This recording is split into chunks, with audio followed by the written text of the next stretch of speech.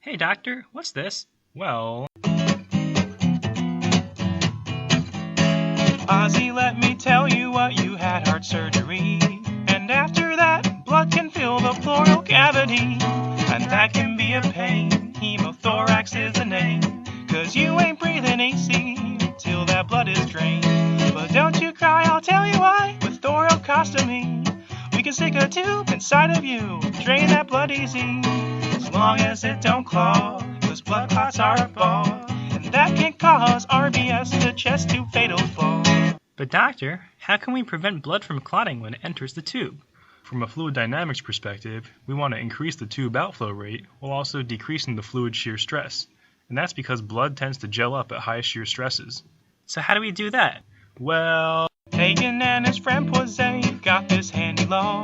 For fluid flows through hollow tubes, kinda like a straw. If radius is bigger, flow rate will increase. By a power of 4, say no more, a big tube's what we need. But a big tube ain't no fun in the chest of anyone. Sure looks painful to me.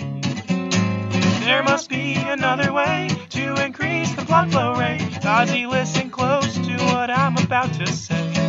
If we add some holes to the sides of this here tube, we can boost the flow, keep radius low. How's that sound to you? A smaller tube is safer, more comfortable to use. With these side holes it won't clog, so which one would you choose? So doctor, what's the math behind these side holes? Let me get Dr. Pekla here to explain that. He's an engineer. Side holes in cannula for specific pressure gradient reduce shear stress and increase overall volumetric flow rate. This is influenced by the number and arrangement of holes. For example, a staggered arrangement of holes is correlated with a lower shear stress compared to holes that are in line with each other. A lower shear stress will mitigate complications such as blood clotting and allows for smaller diameter tubing. These effects have been modeled using computational fluid dynamics. In this study, it can be seen that as the number of side holes increase, the modeled velocity profile in the tube decreases at the inlets. Modeling also showed that side holes could increase the mass outflow rate by 6 to 47%. And assuming blood is Newtonian, we know that a lower velocity gradient means a lower shear stress, and thus less clotting. Back to you, Dr. P. At high flow rates, clotting is negligible. Since flow in is equal to flow out, a greater number of inlets means a greater flow rate. Now where's my TA? First, we will decouple the inlets to find the flow profiles leading into the tube. So here are our basic assumptions for flow through a tube. These should look familiar. After applying our assumptions to the Navier-Stokes equation, things get a lot simpler. After some integration, we have the flow profile for the tube. Now we want to look at our altered assumptions for flow into a tube from a side hole. They're mostly the same, just oriented on a different axis. Once again, by applying our assumptions to the Navier-Stokes equation, things get simpler. We can integrate the remaining terms to describe the inflow of fluid from the side hole. Just recombine these to see the overall picture. Notice the assumptions now leave VR being a non-zero constant.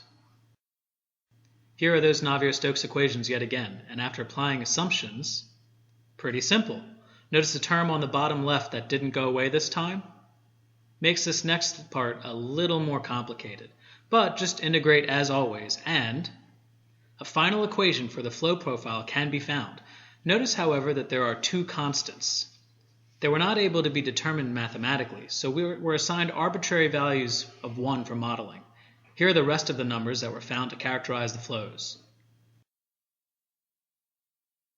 Applying the assumed numerical values to the decoupled equations, we get two flow profiles. The profile on the left is the flow in the tube. The side hole profile on the right flows against its axis into the tube.